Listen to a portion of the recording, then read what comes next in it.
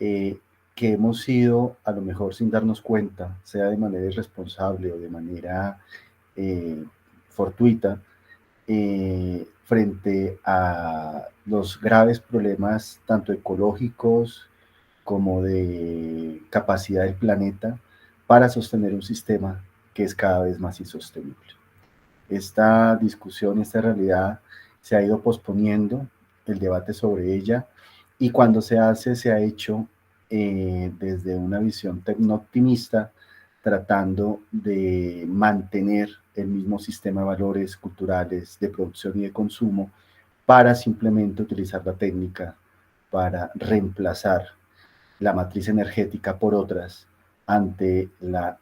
inminencia del declive de los minerales y recursos energéticos que han permitido la civilización industrial, que en mayor o medida, en menor o mayor medida disfrutamos. Ese es el objetivo fundamental, entender un poco realidades que se nos pueden escapar, pero que han llegado y es el momento de enfrentarlas en toda su crudeza y con toda su frialdad, porque no se pueden seguir posponiendo. Entonces, damos inicio a la charla. Fundamentalmente, digamos que para abordar ese tema tenemos que hacer un recorrido por el progreso y el desarrollo de la civilización humana. Los pueblos, los primeros pueblos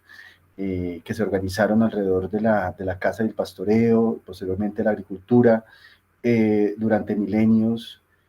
utilizaron más allá que nada más que su fuerza humana, su fuerza de trabajo, la de los animales, y digamos trataron de poder dominar las fuerzas de la naturaleza, pero digamos que no lograron en ese momento utilizar unas técnicas que fuesen capaces de transformar la naturaleza de una manera contundente. Este proceso se da con la mecanización entre los siglos XVIII y XIX en la Europa industrial, en Inglaterra y en Alemania, en donde las nuevas técnicas, las nuevas máquinas de vapor, de carbón, la locomotora, la mecanización permitió, de la mano con el desarrollo del capitalismo, ir generando una capacidad de producción y al mismo tiempo de consumo que parecía dar esperanza a esos anhelos de progreso y de ir a mejor que la civilización occidental prometió. Posteriormente, pues pasamos a la segunda revolución industrial, que es la de la electricidad. Durante el siglo XX se nos permite, digamos, el desarrollo de la producción en masa, la producción en cadena, los automóviles, los electrodomésticos, el petróleo se utiliza como un recurso fundamental para este desarrollo. Hacia la segunda mitad del siglo XX, la tercera revolución industrial, que es la informática, la automatización, que digamos trata de suplir la fuerza de trabajo humana, pero sigue estando, digamos, supeditada al consumo de recursos naturales y minerales importantes, entre ellos también el petróleo. Y por último, esta cuarta revolución industrial en la que estamos adentrándonos, en unos países más que en otros, pero que, digamos, rompe todos los paradigmas de transporte, de comunicación, de interacción, de hábitat, y que pues le da una prevalencia importante a la inteligencia artificial, a las máquinas, a la robótica y a diferentes tecnologías en donde el trabajo y la intervención humana cada vez van a tener menor relevancia. No obstante, todo este desarrollo humano, desde la caza y el pastoreo hasta la cuarta revolución industrial, ha requerido o le ha ejercido sobre el planeta una presión importante de tierras cultivables, de la fauna, de la flora, y en los últimos siglos de extracción de recursos minerales estratégicos, críticos, finitos, escasos y costosos. Este proceso de los últimos 2 y 3 siglos le ha costado al planeta pues haber consumido recursos que las generaciones futuras ya no van a poder disfrutar, porque las generaciones pasadas, incluyendo la nuestra, los han consumido, los han agotado, y esta presentación tiene como objetivo enfrentar la realidad de los recursos naturales que le quedan al planeta y la lucha por ellos, y qué hacer frente a la realidad urbana que no está totalmente consciente frente a este escenario. Para este caso, arrancamos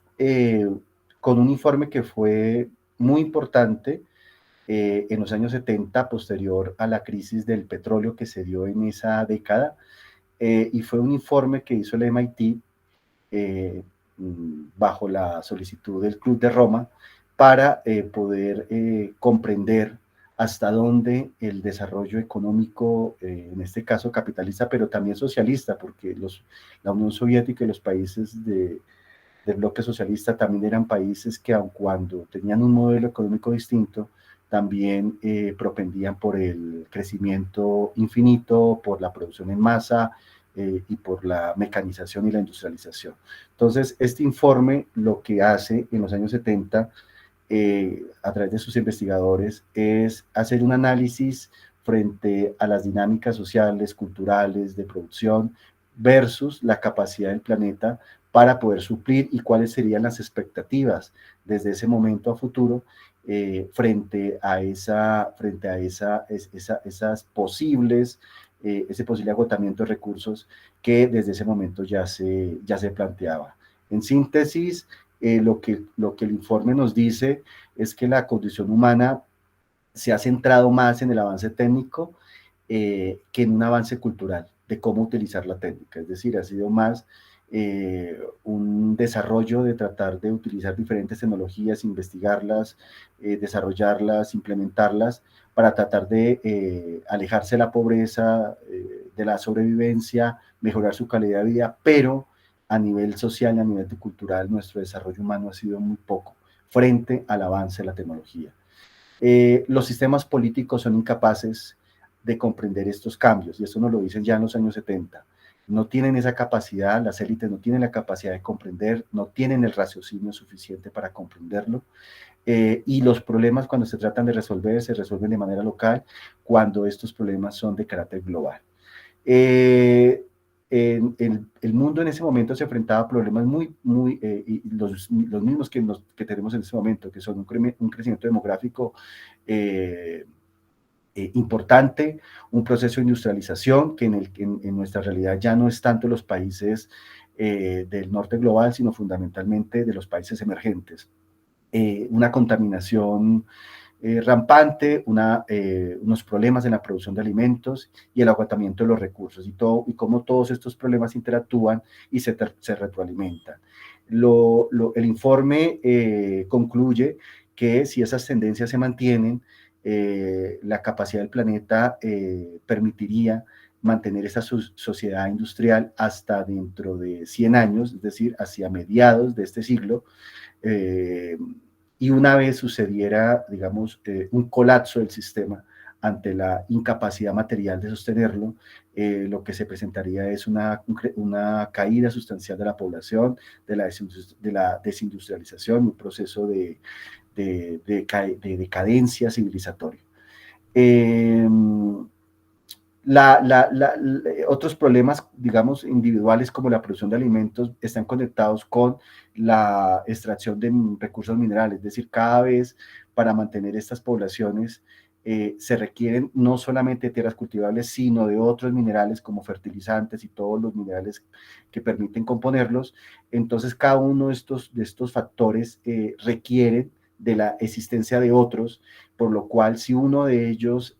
colapsa, todos los demás van a entrar en crisis. La contaminación tiene un efecto sobre los ecosistemas, que al mismo tiempo tiene un efecto sobre las tierras cultivables y que al mismo tiempo va a tener un problema sobre los yacimientos de recursos estratégicos que se puedan extraer. Los cambios que ha generado la civilización humana ya son irreparables, sobre todo la sociedad industrial, y digamos que la naturaleza ha llegado, se preveía que llegaría un momento en el cual ya no podría mitigar, remediar y recuperar aquellos recursos que se perdían, y en este momento, ya en la actualidad, los estudios más serios lo que concluyen es que el planeta ya no tiene esa capacidad dada la velocidad de extracción, de consumo y de contaminación. Y finaliza nuevamente como arranqué, dejando la reflexión de que las soluciones técnicas lo único que han hecho es aliviar los síntomas de un problema que es más de carácter cultural. El problema no es técnico, y eso es algo que me parece muy importante a lo largo de esta presentación afianzar, y es que el problema de la escasez de recursos naturales y todos los demás que vamos a conocer en esta exposición no son simplemente solucionables de una manera tecno-optimista, sino son problemas del sistema político, el sistema económico, el sistema mundo. Y mientras esos problemas no se enfrenten, cada vez vamos a peor. Llegamos 50 años después de la publicación, o sea, estamos a 50 años exactamente de la publicación de este informe del MIT, y ya en el año 2022 la realidad es mucho peor de la que planteaba el MIT. Para esta presentación, esta se ha basado en un trabajo académico e investigativo de Antonio Turiel, que es un científico español, profesor en Barcelona y funcionario de una agencia estatal que trata estos temas en España. Y se ha utilizado su obra que se llama Petrocalipsis, que es uno de sus últimos libros, porque allí hace todo un recorrido para desmontar esos mitos que todavía tenemos, que todavía nos publicitan los gobiernos, los empresarios, nuestro sistema, de que todo lo podemos solucionar con la tecnología. Y él nos explica de una manera muy sencilla, de una manera muy clara y muy contundente, porque eso ya no es posible y porque ya no podemos seguir manteniendo ese sistema de creencias frente a una realidad que es cada vez más inminente, y que a lo mejor, si empezamos a comprender esos temas, vamos a entender esas otras situaciones a nivel geopolítico y a nivel mundial, digamos, que acontecen, y que a lo mejor cuando ya entendamos esta situación podremos darle el lugar que tiene cada una de esas situaciones. En primer lugar, él lo que nos plantea es que no sabemos cómo dejar el petróleo, y no sabemos cómo dejar el petróleo porque el petróleo se ha convertido en se ha convertido en la sangre de este sistema económico, y este sistema económico es homogéneo, se ha universalizado, no existe otra opción después del derrumbe del socialismo real y otra alternativa. Entonces, el sistema capitalista, el sistema financierista, el sistema neoliberal se ha convertido en un proyecto global, globalizante, universalizante, y como es insostenible, no tenemos otra forma, no concebimos el mundo de otra manera, por lo cual nos hace mucho más difícil abandonarlo. Así sepamos que el sistema va a ser destruido y nos va a destruir. En síntesis, el sistema actual, con todos sus problemas, es el que permite mantener el sistema de transporte mundial, que al mismo tiempo de la globalización y del esquema de globalización mantiene la economía, mantiene el empleo, mantiene el sistema de alimentos, las cadenas logísticas, por lo cual el problema ya no va a ser si vamos a ser capaces de abandonarlo. El problema es que la carencia de recursos naturales va a ser tan fuerte que en el caso del petróleo no vamos a alcanzar a renunciar a él, sino que el petróleo nos va a abandonar. Esa es como una frase importante que me parece resaltar, porque el cenit del petróleo, como lo veremos más adelante, ya llegó, ya pasó, y todas las técnicas que nos han prometido mantener ese sistema de producción no son sostenibles.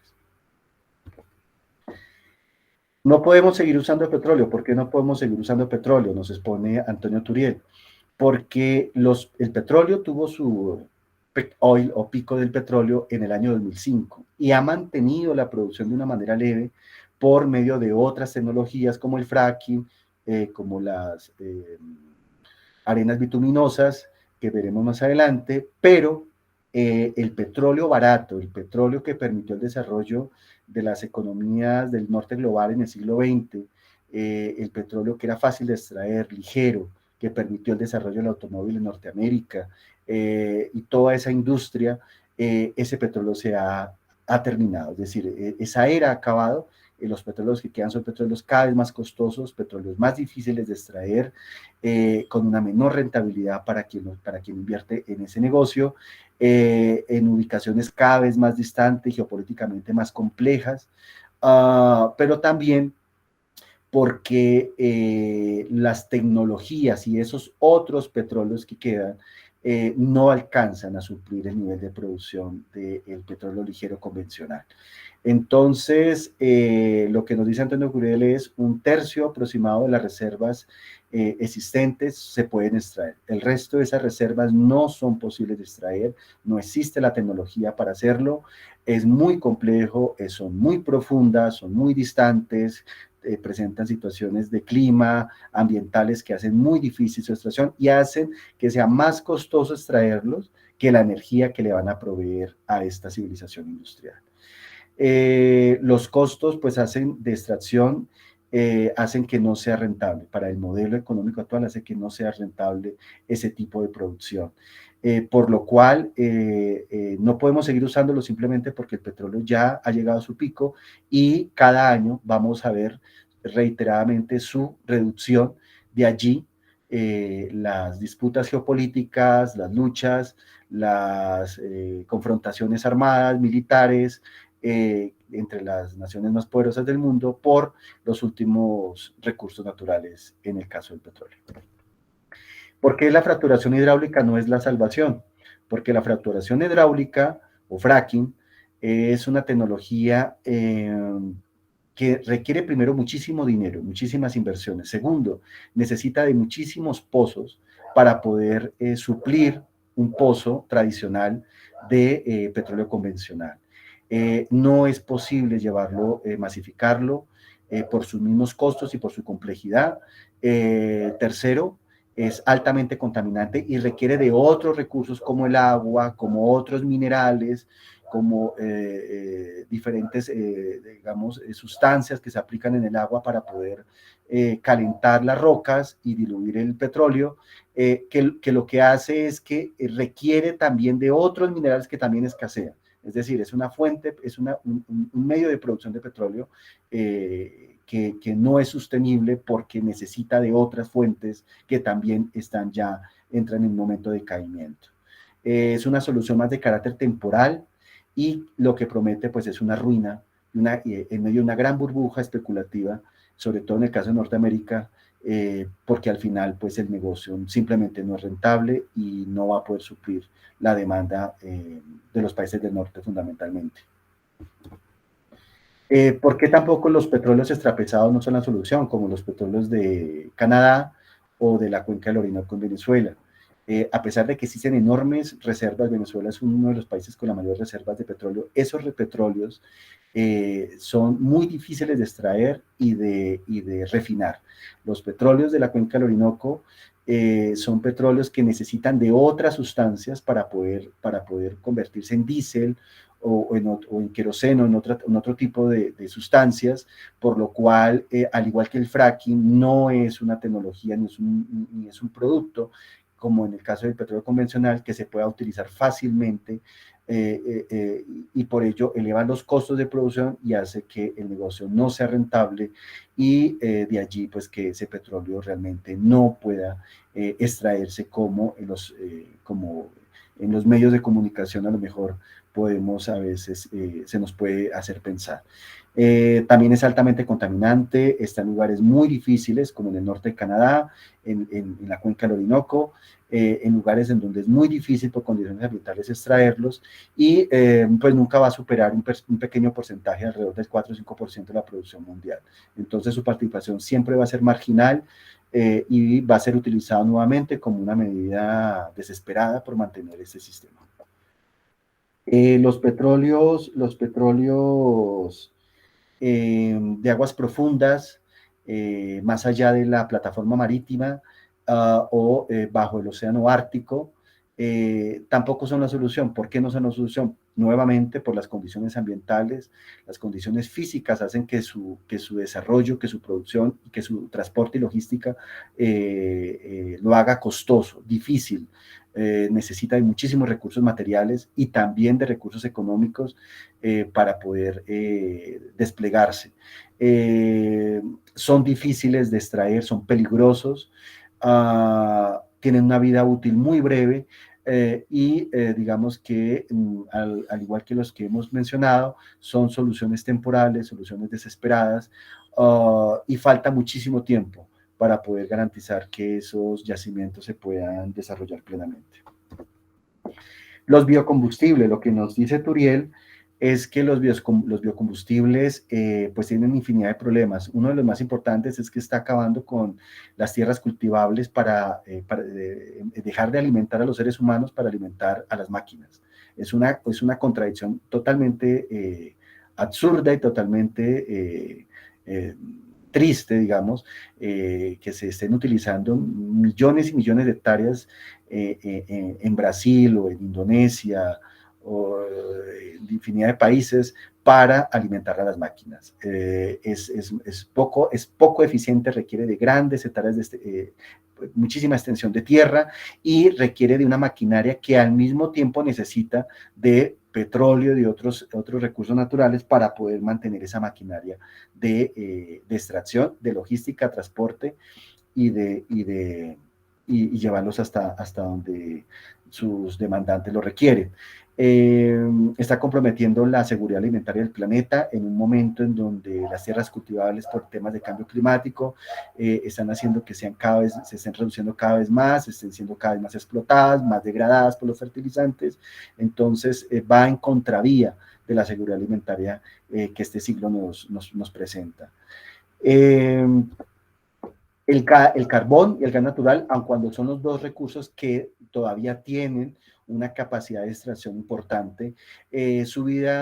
extracción, su pico de extracción no está muy lejano. En el caso del gas estará alrededor del 2030, el del carbón, aun cuando ya llegó, hay muchas reservas que todavía no se han explotado, pero en el caso del gas, su misma condición gaseosa, volátil, lo hace muy difícil de extraer, de transportar, muy peligroso.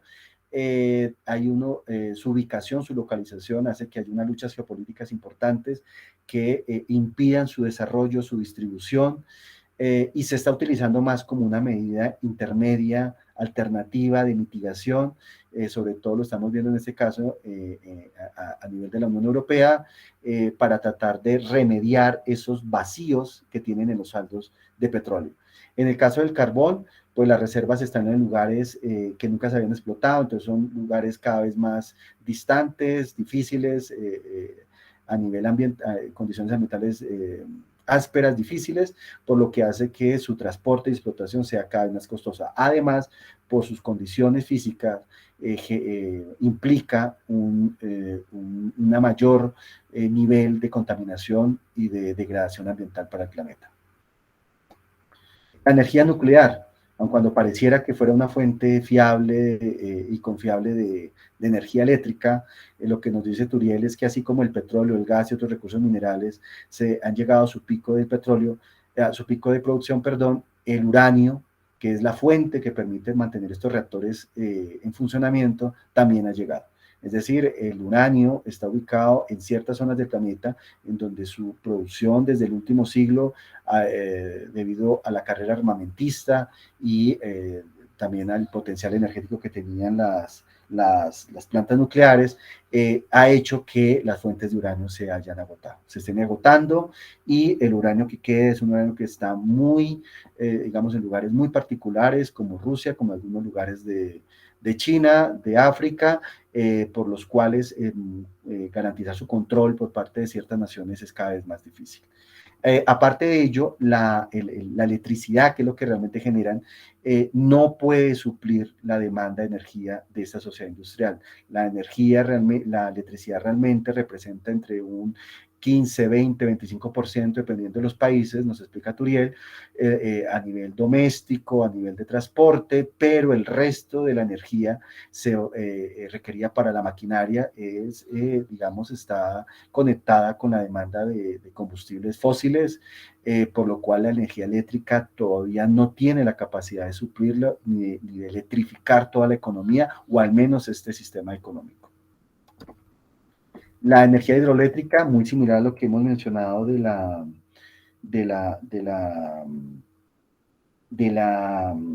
energía nuclear, el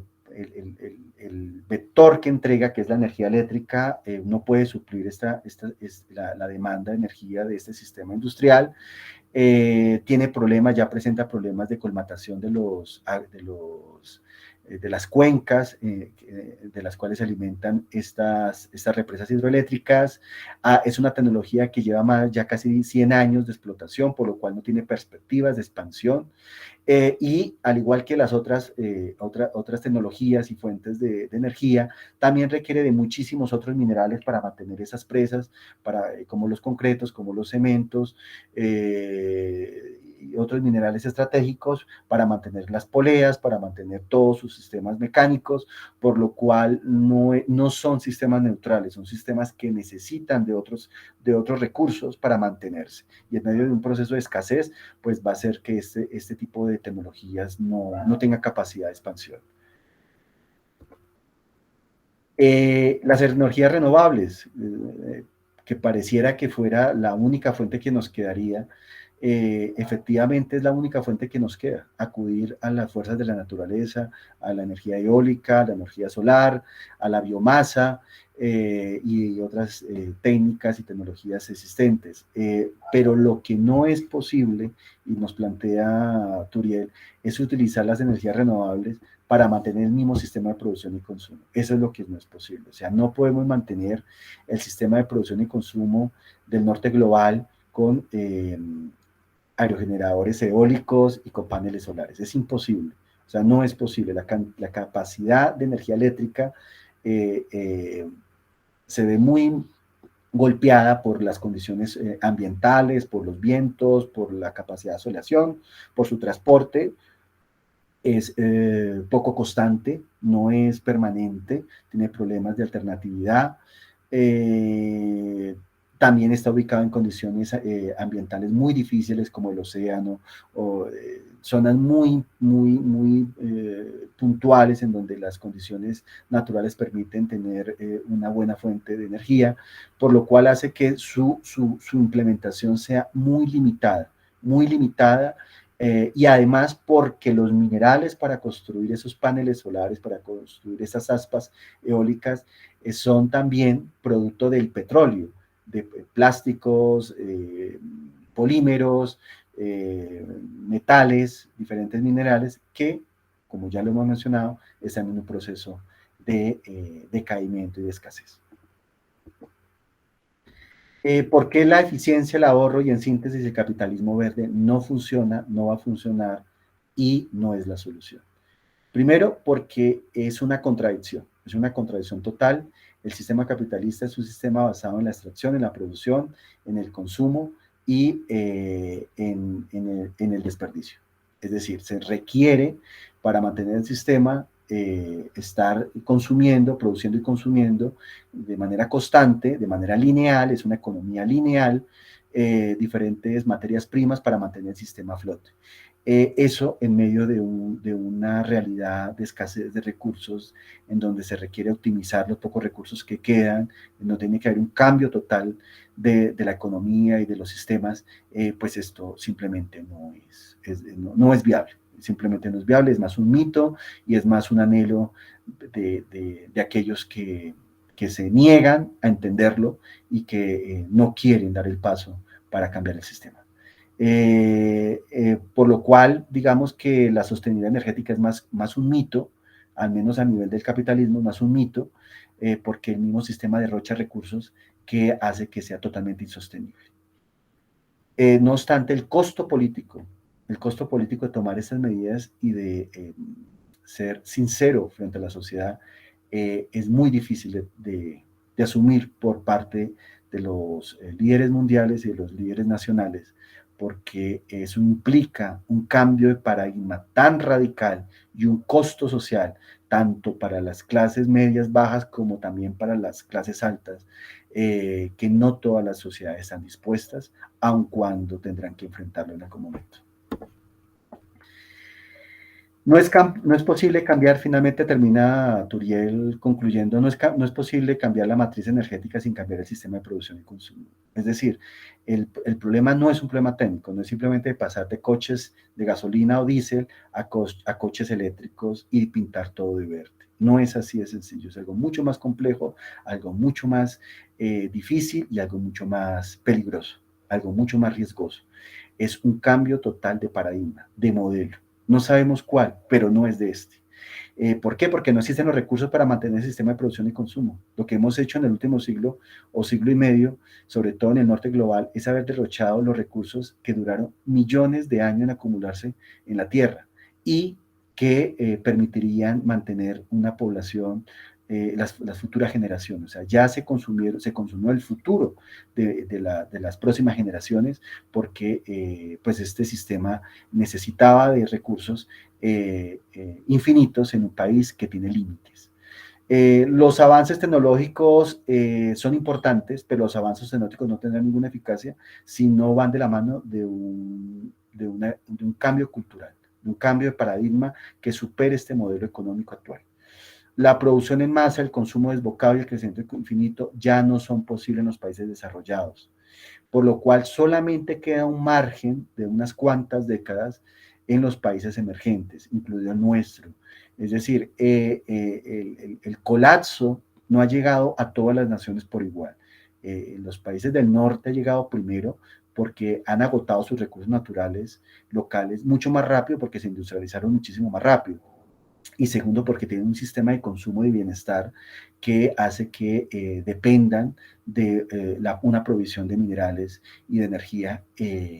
pues que cada vez se va reduciendo. Nosotros, el sur global, los países emergentes, tenemos una capacidad de producción todavía importante y nuestras sociedades no consumen la cantidad de recursos en comparación al norte, por lo cual nuestro crecimiento económico se podría mantener, además porque es un derecho, es un derecho que nuestros países tengan la posibilidad de seguir desarrollándose para poder garantizar unas medianas condiciones materiales y ya después sabremos cuál será el nuevo escenario que tengamos que enfrentar, pero son dos velocidades diferentes, las del norte global y las del sur global, y es importante, me parece importante dejar la reflexión de que no podemos igualarnos a las mismas condiciones del norte global. O sea, nosotros todavía tenemos derecho a desarrollarnos, a explotar nuestros petróleos, a explotar nuestros recursos, porque tenemos el derecho a desarrollarnos de una u otra manera materialmente, así como esos países lo hicieron y no tuvieron que rendirle cuentas a nadie. Entonces, no se nos puede, hay que tener muchísimo cuidado, no se nos puede imponer una eterna pobreza y que asumamos las consecuencias para mantener un sistema económico en el norte a partir del empobrecimiento de nuestros países. Las contradicciones del sistema. Pues el sistema económico entra en contradicción total con las realidades físicas del planeta. El mercado, pues lo que busca, la economía del mercado lo que busca es acumular, retener, por lo cual, pues eso en medio de una necesidad de optimizar los recursos, pues ya no es posible. Es una economía lineal que es depredadora, de un planeta con recursos finitos, como ya hemos mencionado, su fase final, que es este neoliberalismo, capitalismo tardío, la globalización, pues lo que ha hecho es agudizar esa condición propia intrínseca del capitalismo, llevándolo a su máxima potencia, el cual podía, digamos, mediarse un poco, mitigarse cuando se daba, digamos, esos capitalismos nacionales y de pequeñas burguesías, pero este capitalismo cada vez más voraz, cada vez más acaparador, cada vez más avaro a nivel mundial, a nivel mundo, pues hace que lo que ha hecho es, en vez de permitir o garantizar que el sistema se mantenga, lo que ha hecho es acelerar su colapso y su final. Tiende, como ya lo decía Marx hace 200 años, 250 años, el capitalismo tiene una gran contradicción y es que tiende a destruir sus dos mayores fuentes de riqueza, que es el hombre, la fuerza de trabajo y la naturaleza. Y en este caso la naturaleza no va a ser, no puede ser controlada, no puede ser golpeada, no puede ser, digamos, objetivizada, sino que la naturaleza es la naturaleza y las fuerzas de la naturaleza no se pueden controlar y manejar como se ha hecho con las masas en los últimos 2 siglos de capitalismo. Por lo cual, en este caso, es fundamentalmente la naturaleza la que va a llevar al capitalismo a sus límites. ¿Cuáles son los desafíos frente a esa realidad? Los desafíos frente a esa realidad, como ya los vemos, como ya los percibimos, más allá de la propaganda y más allá de los titulares y de las noticias cotidianas que tratan de confundirnos y a lo mejor de crear humo y espejos para que no veamos la realidad es la realidad. Y la realidad es que los problemas de violencia, los problemas geopolíticos, de inestabilidad, de gobernabilidad, de cohesión social, se van a ir deteriorando, especialmente en las sociedades del norte global que dependen de muchísimos recursos naturales para mantener su estilo de vida. Las naciones del sur global tienen una ventaja frente a estas y es nuestra capacidad de resiliencia, nuestra capacidad de poder vivir o sobrevivir con menores recursos naturales, aun cuando o cuando también los tengamos. Pero ese estilo de vida del norte, al no poder mantenerse, al verse deteriorado, va a ser muy fácil que sea seducido por los extremismos, tanto de derechas como izquierdas, por los populismos, por la violencia, por la lucha geopolítica, para tratar de mantener un sistema que no es posible de mantener. ¿Cuáles son los grandes problemas para el sur global? Los problemas para el sur global son fundamentalmente que el norte global va a tratar de irse sobre el sur global, va a tratar de irse sobre esos últimos recursos que quedan, que son los nuestros. Va a haber unos grandes problemas de empobrecimiento y de desempleo, porque en medio de esta situación el esquema de globalización ya no se puede mantener, las maquilas alrededor del mundo ya no se pueden mantener por los mismos costos de producción, los costos logísticos van a ser, y en compañía del desarrollo de la tecnología, que se relocalicen nuevamente en el norte global, haciendo que nuestros países tengan de una u otra manera que volver a la economía nacional, reindustrializarse, así sea una industria mediana, porque no podemos seguir dependiendo de este esquema neoliberal. Tenemos otros problemas como el crecimiento de la población. Digamos que la tecnología nos ha permitido y la producción de alimentos mantener un crecimiento de la población importante y la longevidad, pero eso se enfrenta pues a una escasez de materias y a un colapso del sistema económico como jamás se ha visto, que pues va a poner en cuestionamiento qué hacer con la población. El poder, pues los esquemas políticos tradicionales están, digamos, tienen grandes problemas. La democracia representativa, las democracias parlamentarias, presidenciales, infinidad de sistemas, incluyendo los totalitarismos, para poder enfrentar las luchas, la violencia, la frustración, digamos que todos los problemas que van a surgir de esas poblaciones que van a ver que sus condiciones de vida y sus condiciones materiales van a ser cada vez menor y que las de sus hijos van a ser menores que las que ellos tuvieron. Por lo cual, esta realidad y este siglo en el que entramos lo que nos plantea es un cambio total de paradigma, total, absoluto, total. Y reescribir un contrato social. Ya el contrato social que ha mantenido el capitalismo a flote ya no es posible, ni la democracia liberal. Se tiene que reescribir, tiene que haber otras formas de producción, otras formas de consumo, otras formas de organizarnos, porque en ese esquema las fuerzas que lo permitieron ya se han ido deteriorando, haciendo que ese esquema ya no se pueda mantener.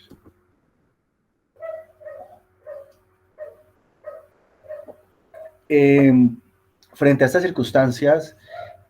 tenemos que entender también un poco cuáles son las ideologías que viendo o evidenciando o previendo estos escenarios han empezado a surgir o han empezado a resucitar. El capitalismo de vigilancia, el capitalismo cultural por disposición, una medida extrema, digamos, de militarización para tratar de mantener los privilegios de unos pocos ante la escasez de la mayoría, los proyectos del tecnofeudalismo, del postcapitalismo, del postindustrialismo, digamos que sí reconocen la realidad física, los problemas de materiales y de escasez, pero pues intentan utilizar la tecnología para mantener el esquema jerárquico de clases privilegiadas frente a una gran masa que va a ver cada vez más deterioradas sus condiciones. Están los ecofascismos, los neomalthusianismos, que lo que buscan, digamos, es una solución mágica y genocida, en el fondo. Y es, ante un escenario de escasez de materias, la solución es reducir la población de una manera violenta y de una manera moralmente no avalable moralmente, ¿sí? El capitalismo de Estado, el cibercomunismo por el cual apuesta el Partido Comunista Chino, reinventarse el comunismo, volver a Marx, volver a entender la lógica del capitalismo y la lógica del sistema socialista para tratar de controlar a través del Estado los recursos que quedan, su producción, su distribución, su logística y su consumo. Las agendas, digamos que las agendas son varias, no todas son iguales, todas pueden entrar en contradicción. Pues en el caso del Foro Económico Mundial, que es la élite de Occidente, la élite financiera de Occidente, pues se habla de gran reset, que es un cambio total del sistema financiero, un cambio total del sistema económico, especialmente en Occidente, pero también está el plan de la nueva ruta de la seda y el plan China 2025, que lo que busca es crear una red logística terrestre y marítima que permita a los países emergentes que todavía tienen recursos y que pueden seguir comercializando y creciendo, mantener el sistema por unas décadas más. El plan Reconstruir Mejor de los Estados Unidos, de la presidencia actual, que lo que busca es también un cambio en las infraestructuras, un cambio del modelo de transporte, pero que digamos que no ha sido muy evidente su desarrollo. La Agenda 2030 de las Naciones Unidas, que lo que persigue es una colectivización, digamos, de la escasez a nivel mundial, frente pues, a un escenario en donde las diferentes ideologías, sobre todo las más extremistas, podrían surgir y generar grandes genocidios, privilegiando a sus grupos sociales, sea por raza o por condición religiosa. El futuro pues es una menor relevancia de la élite empresarial frente a la burocracia de los estados o de una burocracia mixta, porque va a ir más dirigida hacia gestionar recursos escasos. Es decir, las burguesías nacionales o las burguesías tradicionales se van a ver cada vez más relegadas porque este nuevo escenario lo que va a requerir es de técnicos, de una gran tecnocracia que permita y garantice el adecuado uso de estos recursos. Un cambio de paradigma total, en algunos países será pacífico, en otros será violento. Como ya lo he mencionado, hay naciones en donde ese proceso de escasez los va a llevar a invadir otras naciones o los va a llevar a guerras civiles, digamos, infinidad de escenarios intolerables desde todo punto de vista, pero pues que hace parte de las amenazas y los peligros que enfrentamos. En síntesis, lo que nos plantea es otra manera. No podemos saber si es nueva, mejor, diferente, positiva o negativa, pero es otra manera de estructurar los asuntos humanos, porque como lo hemos hecho hasta ahora, ya no es posible. En el caso de la ciudad, pues digamos que nos encontramos frente a un discurso de finales del siglo XX y principios de este siglo, de una ciudad, pues que digamos, o de un urbanismo, de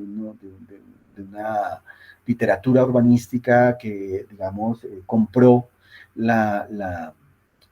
su gran mayoría, creería yo, compró la promesa de la globalización, la promesa de la tecnología, como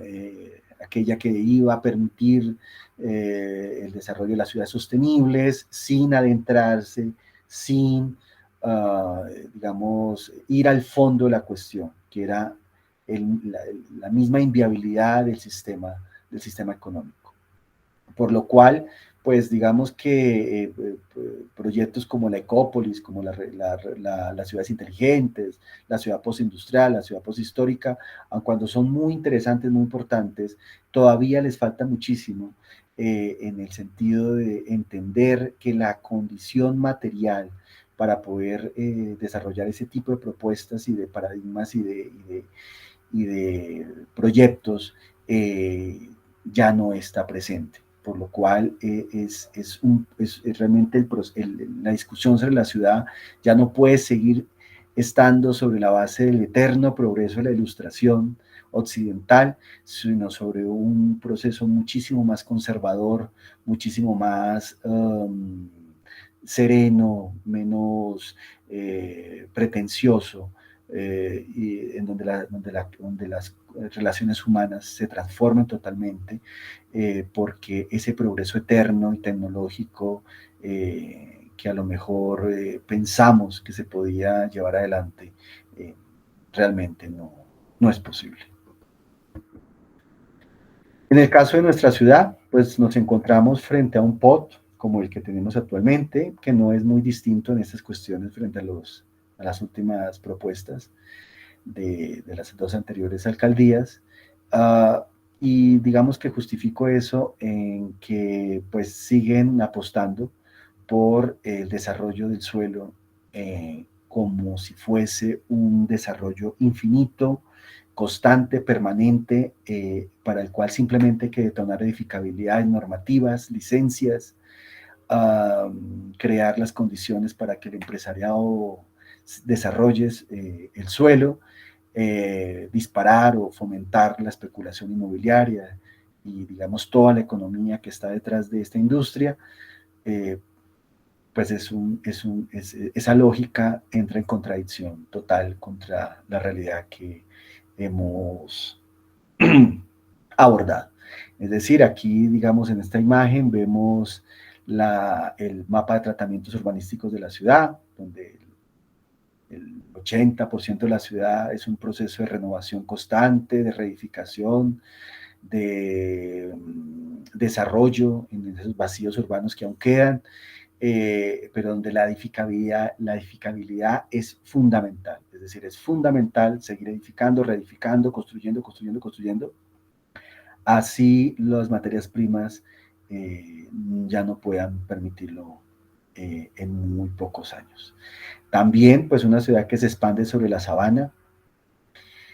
por problemas que, digamos, no vamos a entrar a abordar acá, pero que lo que dan a entender es que es una ciudad que sigue en un crecimiento exponencial, en un crecimiento permanente, que no es capaz de parar, que no es capaz de sentarse y de meditar qué hacer con el crecimiento, cómo manejarlo, cómo articularlo, ante este escenario de escasez de materias primas que son fundamentales para la industria de la construcción, para las infraestructuras y que pues van a llevar a que queden supeditados muchísimos proyectos y muchísimas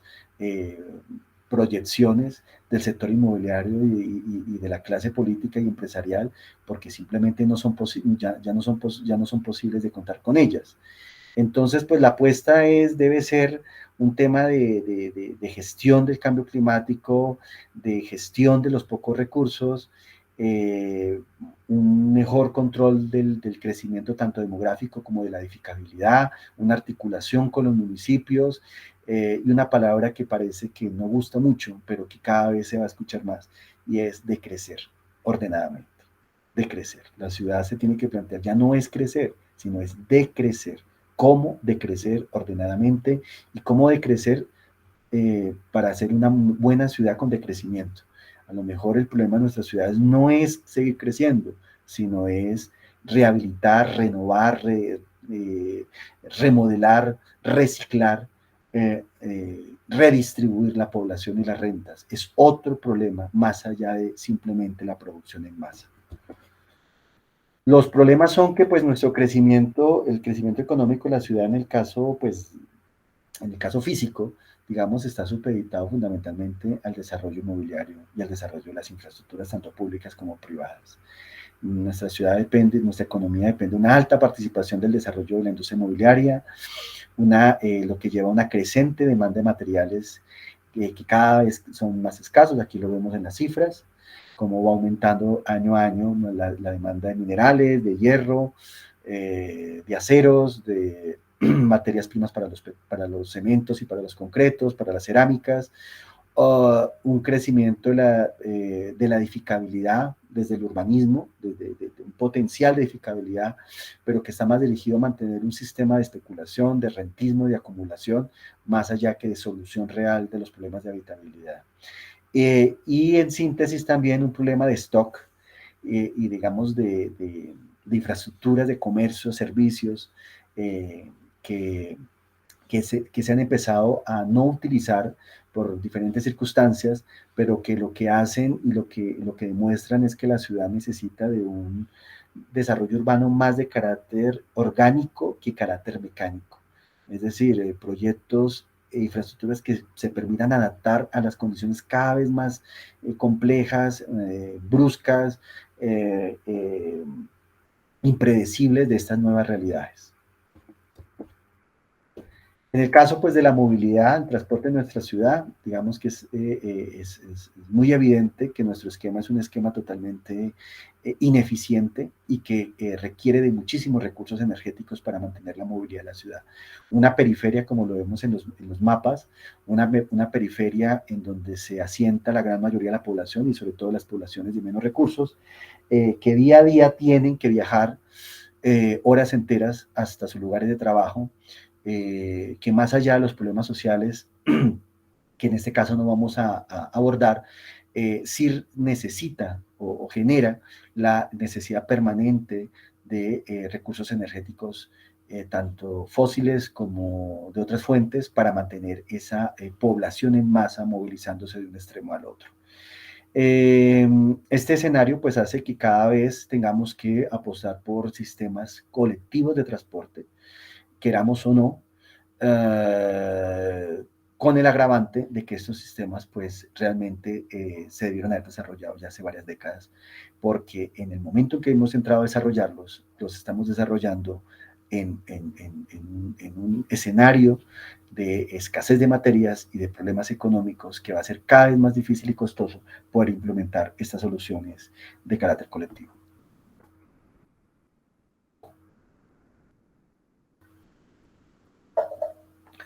En cuanto a la economía y el intercambio, pues la ciudad mantiene ese esquema de aglomeraciones en ciertos lugares, en esa L de servicios de la calle 26 con la carrera séptima, esa L que ha permitido el desarrollo económico de la ciudad y que allí pareciera que no se moviera casi, con algunas extensiones hacia el occidente, algunas ramificaciones hacia el noroccidente, pero que, digamos, de una manera equilibrada hacia todo el territorio de la ciudad, pues no se ha expandido, no se ha detonado. Eso pues hace que las rentas, el empleo, las microempresas, las empresas, se sigan manteniendo en lugares en donde cada vez va a ser más difícil llegar allá por los problemas de movilidad causados por la escasez de recursos naturales energéticos. Entonces, pues este modelo de segregación económica y social se va a agudizar y va a generarle mayores problemas a la ciudad si tuviese un esquema mucho más equilibrado de distribución del trabajo, el empleo, la renta y la movilidad en todo el territorio. En el caso de la vivienda, no, pues, al igual que en los dos escenarios que hemos mencionado, se mantienen los mismos problemas en la periferia, la vivienda, que es las zonas donde se debería estar demandando mayor vivienda por su potencial, pues no se han desarrollado como la periferia el pericentro, la segunda periferia, digamos, de la ciudad, haciendo que la ciudad siga apostándole por proyectos, digamos, alejados de las centralidades, alejados del comercio, alejados de los servicios, alejados del empleo, mientras las zonas centrales y subcentrales se deterioran o quedan exclusivamente para estratos económicos que no son los que requieren ese tipo de desarrollos inmobiliarios.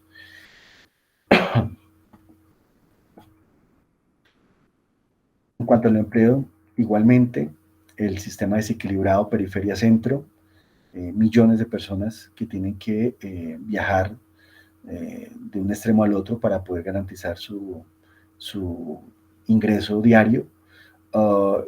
lo que hace que pues este esquema eh, demandará cada vez más recursos que le van a ser más costosos de mantener, por lo cual es necesario una redistribución, un detonante real de la localización del sector empresarial, del sector productivo a lo largo de la ciudad para evitar que sigamos derrochando preciados recursos en mantener un esquema que es totalmente insostenible, totalmente irracional.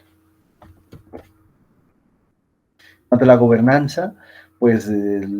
la ciudad tiene que apostarle por nuevos esquemas de organización, por esquemas mucho más locales de organización, por una democracia muchísimo más participativa que representativa, un esquema de contribución entre el desarrollo económico y urbanístico frente al mejoramiento de los diferentes territorios y que no sea netamente un tema de ganancia particular, sino que la intervención sobre el territorio realmente garantice y mejore las condiciones urbanísticas, ambientales, de espacio público, de movilidad. Entonces, un trabajo muchísimo más multisectorial, muchísimo más dual, que reclama totalmente de la articulación entre el sector privado y el sector público. Las apuestas por el transporte público, que hagan que la interacción con los municipios y con la gestión supramunicipal facilite el desarrollo de esas apuestas, pero en síntesis es un cambio total lo que reclama este tipo de ciudades del sur global como el nuestro, en donde la localidad, la vecindad va a recobrar una gran importancia debido a la incapacidad de mantener estos esquemas de transporte masivo y de condiciones, digamos, de los años 60 y 70, que son condiciones que ya han sido superadas. Las soluciones, inicialmente, pues descomplejizar la ciudad. Estas digamos que son apuestas que se hacen para poder abordar, mitigar y tratar de remediar en algo una realidad urbana que es muy difícil de solucionar totalmente. pero lo más importante es descomplejizar la ciudad y los sistemas que han permitido ese desarrollo, descomplejizar el sistema de transporte, descomplejizar los sistemas económicos, los sistemas de distribución de los servicios, del empleo, de las infraestructuras públicas, es decir, hacer que la ciudad sea mucho más equilibrada en la distribución, menos jerárquica, menos monocéntrica, y un urbanismo que sea mucho más de carácter orgánico que mecánico, que sea resiliente, que se pueda adaptar fácilmente y que las poblaciones puedan tener en medio de sus territorios los mínimos necesarios sin necesidad de desplegarse por toda la ciudad para poder mantener su vida. Eh, una articulación importante con los municipios, incluyendo con las ciudades de los departamentos centrales del país, porque el tema del crecimiento demográfico y el crecimiento económico ya no se puede seguir abordando desde una perspectiva netamente local, en donde cada ciudad compite por quién crece más. Realmente habrán ciudades que tienen que parar su crecimiento demográfico, porque las condiciones materiales, las condiciones ambientales no le permiten seguir manteniendo esa población, mientras que habrán otras que por sus condiciones, por la cercanía de fuentes de agua y de tierras cultivables, pueden seguir creciendo y mantener unas poblaciones de una manera muchísimo más sobria, pero que remediaría el impacto y la sobrecarga que tienen ciudades como Bogotá. Se tiene que fundamentalmente superar la lógica del rentismo, la especulación y la acumulación inmobiliaria. El desarrollo inmobiliario tiene que ser dirigido para dar solución a los problemas de habitabilidad y de déficit habitacional que tiene realmente las clases más bajas de la población. Los subsidios se tienen que dirigir hacia eso. No se puede mantener un esquema de acumulación, de acaparamiento, de materias que son de materias primas convertidas en muros que son cada vez más preciadas y más costosas porque simplemente es un acto de injusticia, de desigualdad y porque lo que va a hacer es agudizar más esta crisis. Y finalmente garantizar la cadena logística, la soberanía alimentaria, la distribución de los alimentos de la ciudad, el ejercicio de la función pública y de la seguridad, porque en medio de un proceso de escasez, en donde cada vez las materias primas, incluyendo el diésel y los diferentes minerales necesarios para el desarrollo inmobiliario, van a ser cada vez más costosos y difíciles de garantizar,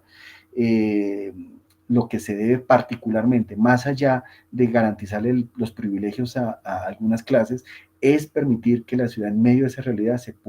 pueda mantenerse en funcionamiento. ¿Sí? Que se puedan mantener esas cadenas de salud, esas cadenas de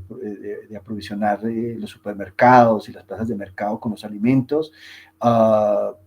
el transporte, digamos, lo más necesario de carácter colectivo, pero fundamentalmente es darle prioridad a lo importante, a las cosas más importantes y superar todo aquello que sea simplemente derroche, lujo, glamour, porque ya no es posible mantener. Bueno, y si no somos capaces de dar ese paso, ¿cuáles serían las posibles consecuencias de mantener ese sistema de valores? Y para ello, pues yo acudo, digamos, en esta presentación a la obra de Jared Diamond, en su libro Colapso, o por qué perecen las civilizaciones, en donde lo que nos plantea el autor es fundamentalmente que el colapso no es un proceso irreversible, es un colapso totalmente racional en el cual se puede prevenir, se puede postergar y se puede mitigar hasta evitar. El problema del colapso o las ciudades que colapsan es su persistencia y su soberbia de mantener un sistema de valores que ya no es posible. Si las sociedades y nuestra cultura no se modifica, no se alimenta de nuevas discusiones que abran el espectro a nuevas realidades. Lo que va a hacer, lo que vamos a hacer por un tiempo es meter la cabeza en la arena, pero en últimas vamos a tener que enfrentar la realidad y va a ser una realidad cada vez más difícil de enfrentar porque no tuvimos el tiempo para hacerlo y porque desperdiciamos preciados recursos que nos hubiesen podido servir para haber hecho esa transición, que no es solamente una transición tecnológica, es una transición fundamentalmente cultural. El apego a los fetiches del capitalismo tradicional, a la idea del progreso eterno de la ilustración, de la propiedad, de la técnica y el tecnooptimismo, de que nos van a solucionar todo. Una dependencia muy importante y también suicida a sistemas urbanos muy complejos, los sistemas de transporte muy complejos que requieren de muchísimos minerales y recursos energéticos para mantenerse en a flote, un sistema inmobiliario que requiere de muchísimos procesos de desarrollo de metros cuadrados para mantenerse a flote, una demanda cada vez mayor de recursos minerales para mantener esas mismas industrias, la prevalencia de valores o de antivalores como el egoísmo y el individualismo, en detrimento de una cultura colectiva, de justicia, de solidaridad, ante un escenario de escasez y un escenario de optimización de recursos preciados y costosos. Lo que va a llevar, pues llevaría a una crisis de la gobernanza, de la cohesión social, de la violencia, de la delincuencia, de los discursos extremistas, de la militarización, pero que ninguno de ellos va a dar solución, simplemente son soluciones temporales y va a llevar a la crisis de los sistemas urbanos, a la crisis del sistema de empleo, el sistema de crisis del sistema de transporte, de la vivienda y en últimas a la barbarie, al abandono de los territorios, a la violencia, en síntesis, al colapso. Y en ese caso, pues, terminamos con una imagen, digamos, muy evidencia este tipo de escenarios como es Detroit en los Estados Unidos, eh, la cual lo que representa es la incapacidad de una élite política empresarial y también de su propia sociedad y de su clase trabajadora de entender los cambios que en este caso fueron distintos, fue el paso de la economía, de la industria nacional norteamericana hacia la externalización en Asia y, digamos el despliegue del sistema del esquema neoliberal, pero que en ese momento no fueron capaces de entenderlo. La ciudad no pudo adaptarse, no fue resiliente, por lo cual esas enormes zonas residenciales que permitieron el asentamiento de familias que vivían de la industria del automóvil, ante la ausencia, ante la carencia de esa fuente de empleo y de ingresos, pues terminaron abandonando esos casos y la ciudad no fue capaz de reinventarse, de transformarse. La diferencia es que en este caso las familias de Detroit podían migrar a otras ciudades y el modelo económico todavía se mantenía a flote, así fuera de manera financiera y en servicios, pero en la realidad que enfrentamos es una realidad muchísimo más fuerte, muchísimo más dura, porque este es una crisis mundial, una crisis global, una crisis universal, en donde no es posible o va a ser para muy pocas personas, para muy pocos pequeños grupos, tratar de encontrar una solución en otra latitud. Eh, para finalizar, pues simplemente, como lo decía Gramsci, pues en una década en donde lo viejo no termina de morir y lo nuevo no termina de nacer. Y eso genera miedos, genera temores, genera peligros, pero tenemos que enfrentarlo. Peor sería no desconocer la realidad y seguir por la carretera de la civilización industrial hasta llegar al precipicio. Estas son como las reflexiones finales, este es como un paneo general de la obra de Antonio Turiel, que me parece muy importante porque ha permitido a través de las redes sociales, que es desde el lugar donde yo lo conocí, poder masificar un discurso que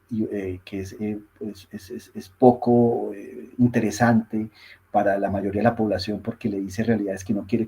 escuchar, pero ha permitido romper eso y ha permitido que la gente poco a poco entienda que esta realidad ha llegado y que si la sigue desconociendo está poniendo en riesgo su propia subsistencia y la de sus hijos. Y en el caso de nuestra ciudad, entre más pronto